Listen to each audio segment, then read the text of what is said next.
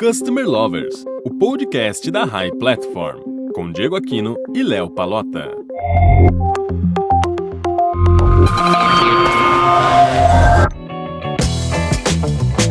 Olá pessoal, eu sou o Diego Aquino da High Platform e a gente está começando mais um episódio do podcast Customer Lovers. E eu sou Leonardo Pallotta, Head do High Academy, a primeira escola de Customer Experience do Brasil. E hoje vamos direto ao tema de hoje, que é melhorar a experiência do cliente no mercado financeiro. Exatamente, Léo. E o nosso convidado é o Bruno Stersa. Ele é Customer Experience na PagSeguro. Bem-vindo, Bruno. Opa, pessoal, tudo bem? Obrigado aí pelo convite. Valeu mesmo. Ô Bruno, conta um pouquinho, antes da gente começar as perguntas, conta um pouquinho sobre você. Bom, estou aí no ramo de startups há mais ou menos 3 anos, né? Antes disso, trabalhei muito tempo em agência, né? Eu sou designer, então tenho um background na parte de agência, né? Então, convivendo aí desde criação de websites, marketing, campanhas, né? E nos últimos 3 anos aí tive a oportunidade de entrar nesse mercado de fintechs, né? Em especial no mercado financeiro, onde eu comecei a olhar aí para outras áreas, né? Do que a gente não faz em agência, né? Então, algo bem legal que eu comecei a fazer aí. E é isso, estamos aí nesse mercado. Legal. E já começando, né? A gente sabe que a digitalização do mercado financeiro, ela criou uma distância física, né? Entre a empresa e o cliente. Na sua visão, como manter o relacionamento com o cliente numa era tão digital? Bom, o que eu vejo é que esse movimento do mercado de tipo digital, ele só traz benefícios, né? O que a gente tem aí é uma migração cada vez mais dos clientes, né? Que estavam acostumados com esse modelo tradicional, vindo para esse modelo mais digital. E assim, eu só vejo vantagens, né? Para o cliente, porque antes a gente tinha aquele modelo antigo ali que o cliente tinha que ficar numa fila para pagar um boleto, tinha que esperar horas no telefone, né? Então a digitalização, ela só traz benefícios. O que a gente tem agora é uma curva aí dos clientes estarem migrando aí para esse modelo cada vez mais digital e dinâmico, né? Eu acredito muito na palavra dinâmica, né? Que é de acordo com o que o cliente deseja aí, e é isso. Bruno, você acredita que a alta concorrência impulsionou o mercado financeiro a focar na experiência do consumidor? Bom, com certeza, né? O que eu vejo é que a tecnologia está disponível para todas as empresas, né? Então, o que a gente vê aí é exatamente as empresas terem que focar mais em experiência do cliente, justamente para ter uma concorrência a nível de personalização de serviço, mas não em si do produto ali, né? Então, que as empresas têm que apostar mesmo é na personalização, focar na experiência do cliente, em estar em multiplataformas, e é isso, né? Eu acho que a tendência é essa, é cada vez mais serviços personalizados e focando realmente na experiência do cliente, porque está surgindo cada vez mais empresas aí, né? Então, o que a gente tem que ter realmente é uma diferenciação no serviço em si e uma personalização. Bruno, eu queria também entrar um pouco no assunto. Hoje, com as lives, eu vi que os aplicativos financeiros, os aplicativos online, eles tornaram um grande aliado, né, para os artistas ou para as personalidades arrecadarem fundos para o combate à Covid-19. Eu queria que você falasse um pouco dessa expansão tão rápida com o isolamento social. Sim, isso é muito legal. É assim, um termo que eu trago, assim, já estudando há algum tempo, é a questão do capitalismo consciente, né? Eu acho que casa até um pouco com isso, mas na verdade eu entendo que as empresas, algumas já faziam isso há algum tempo, né? O que o Covid trouxe foi a oportunidade aí para, de fato, algumas empresas, terem que fazer alguma coisa ali para os clientes, né? Eu acredito muito nessa questão de uma empresa crescer, ela ser consciente, ela dividir com os clientes o que os próprios clientes ajudaram elas a construírem, né? Isso, claro, isso é muito mais fácil para a empresa que está começando. Às vezes uma empresa hoje que está muito grande, aderir ao capitalismo consciente, ou de fato ali separar parte dos lucros de cada utilização do produto, separando isso para um fundo, isso é perfeito, né? Eu acredito muito nesse modelo, eu acredito que as empresas devam focar cada vez mais nisso, porque nada mais justo do que uma empresa ela crescer ali e ela ser sustentável ao ponto de ir separando parte do lucro para alguma ação, ter um fundo ali parceiro. Então, eu acredito muito nisso. A questão do Covid deu uma acelerada nesse processo para algumas empresas que não faziam e eles entenderam que, eles tinham que olhar para essa parte e, de fato, fazer alguma coisa pelo mercado, né, pelos clientes, porque o cliente hoje ele está no centro de tudo, né, é o cliente que ajuda a empresa a levantar, então nada mais justo que a empresa retribuir isso para a população, né, eu acho super justo isso. Ô Bruno, olhando um pouco esse mercado financeiro, né, a gente vê que com a entrada dos novos competidores financeiros com viés bastante digital, a competitividade nesse mercado aumentou absurdamente, né, e fez com que as empresas mais tradicionais começassem a se mexer, tendo que acelerar. Por quê? Porque o consumidor, ele está esperando, né, um novo comportamento das empresas, principalmente dessa transformação digital, com que elas ficassem de uma forma mais dinâmica. O que o cliente pode ganhar com toda essa competição que está acontecendo nesse mercado? Bom, em relação à competitividade, realmente eu vou voltar no ponto de serviços personalizados, né? Eu acho que, somente nesse momento agora, o cliente ele espera muito ações por parte das empresas, não só em relação a serviços, mas hoje o cliente ele se apoia muito ao propósito da empresa, né? Então, isso é muito legal, porque o cliente hoje ele não quer só consumir de uma empresa ali que visa lucro, né? Ele quer estar com a empresa e ele quer acreditar no propósito em si dessa empresa, né? Então, não é um viés só comercial, mas muito mais de propósito. Eu acho que as empresas têm que cada vez mais focar nisso, né? Realmente parar de ser competitiva a nível de produto, mas sim de uma personalização ali do serviço, né? Porque o cliente ele quer estar próximo da empresa que ajuda ele o tempo inteiro, né? Não só foca em estar ali só quando pensa em produto. Então é isso. Bruno, falando um pouco de tecnologia de novo, como que os chatbots ajudam nessa experiência do cliente? E eu queria que você complementasse também falando um pouco sobre a conciliação entre o atendimento automatizado e o agente humano. Bom, em relação ao chatbot, boa parte das empresas hoje utilizam isso para aliviar um pouco a carga no atendimento, né? Mas só que elas não podem esquecer a questão do lado humano e a preferência do cliente também, né? Então, se o chatbot ele for realmente eficiente, eu até vi uma pesquisa esses dias que fala que, os clientes eles gostam sim do chatbot, mas tem que ser eficiente, no sentido de, eu vou ali, faço uma pergunta em relação ao serviço, o chatbot ele vem para agilizar a resposta, né, mas ele também não pode travar o fato de eu querer um atendimento humano. Então, se em algum momento eu querer um atendimento humano, o chatbot ele tem que proporcionar isso, mas não ficar travando o cliente muito ali e ficar, de fato, robotizado, porque aí, vai surgir com certeza reclamações aí por parte dos clientes falando, eu não quero falar com o robô, eu quero falar com o humano. Então, essa balança aí tem que ser um meio termo, não pode ser também totalmente robotizado, e se for, que seja uma árvore bem construída, né? Quando eu falo árvore, é toda a estrutura que o chatbot tem para dar as respostas para os clientes, né? Mas assim, hoje eu acredito muito no modelo de você entender qual que é a melhor forma do cliente ser atendido, né? Você tem que perguntar para ele qual que é a melhor forma. Então, hoje a gente tem um WhatsApp aí bombando, né? Muitas empresas utilizando como canal oficial, a gente tem aí já a API do WhatsApp sendo liberada para deixar isso mais profissional ainda, né? Então, eu acho que a gente está muito nessa vibe de atender o cliente onde ele prefere, onde ele mais utiliza ali o serviço de comunicação, né?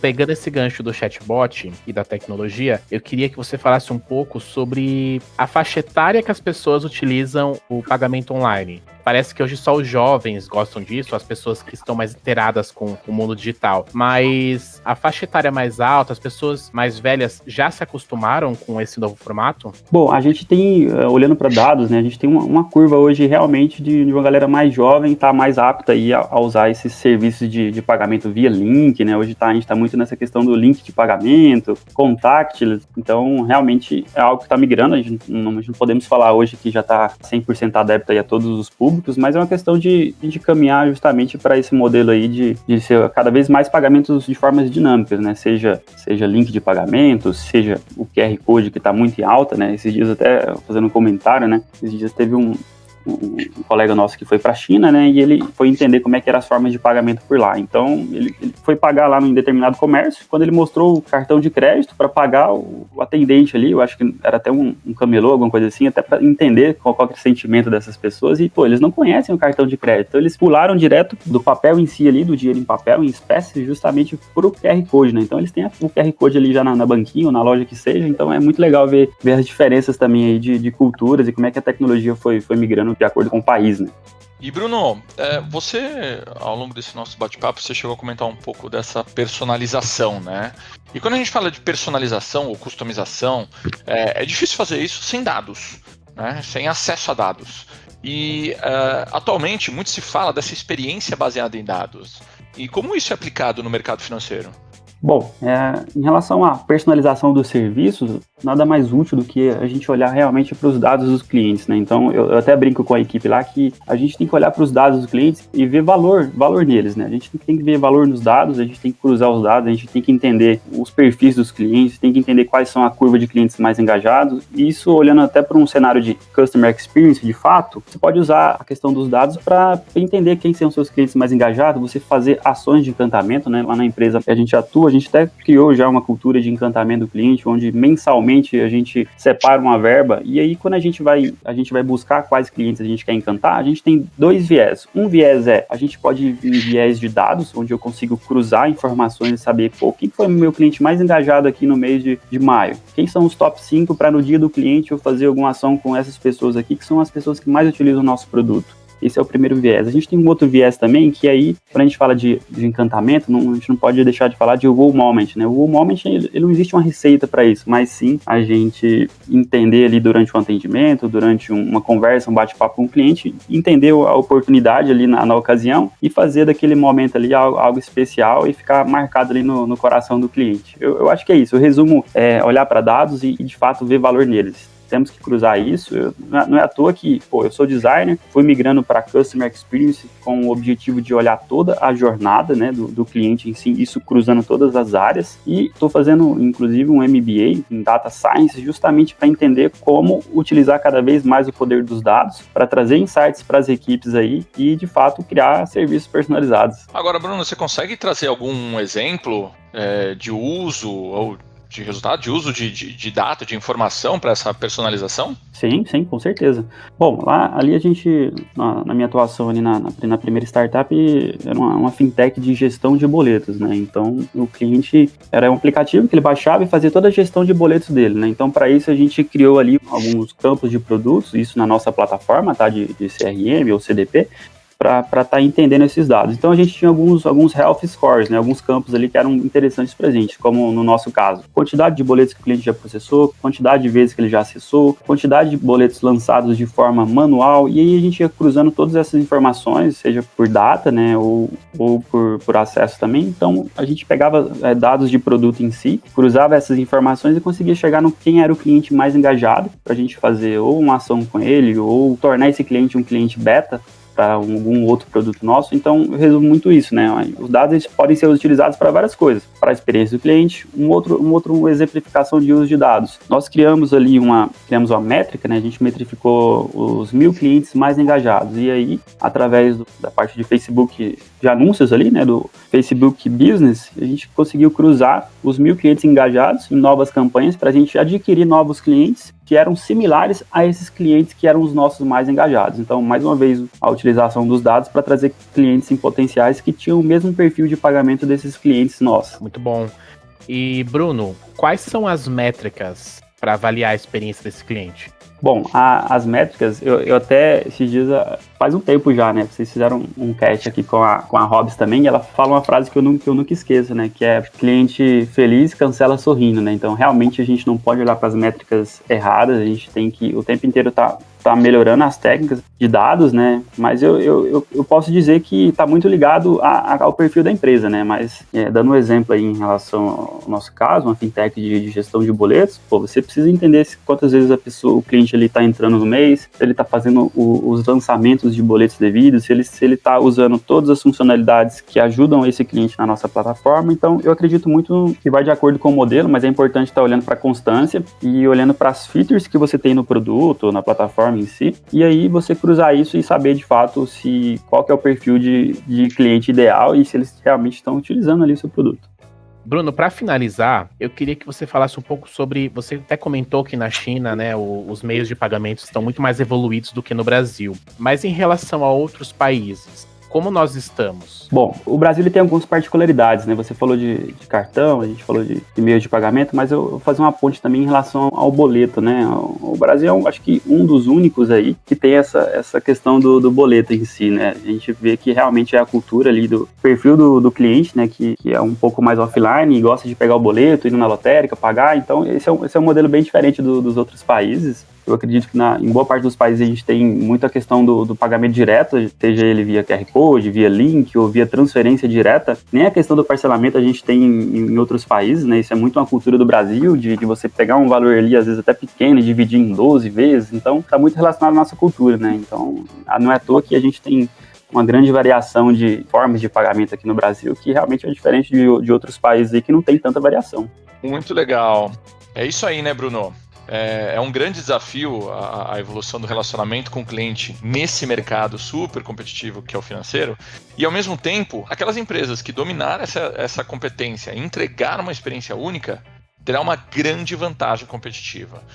Bom, eu queria agradecer a sua participação nesse episódio do nosso podcast Customer Lover e compartilhar esse conteúdo com a gente. Obrigado, Bruno. Pô, eu que agradeço, e é realmente um prazer falar de experiência do cliente. Tô aberto aí a novos casts também, beleza? Maravilha. Obrigado, Bruno. Obrigado, Léo. Esse podcast a gente está gravando remotamente, então você pode perceber que o áudio não tá igual àqueles do começo, mas a gente continua gravando. Se você quiser mandar um tema pra gente, sugerir um convidado, é só entrar nas redes sociais da High Platform e sugerir que a gente faz aqui. Obrigado e até a próxima. Até mais. Obrigado, gente. Continua acompanhando a gente.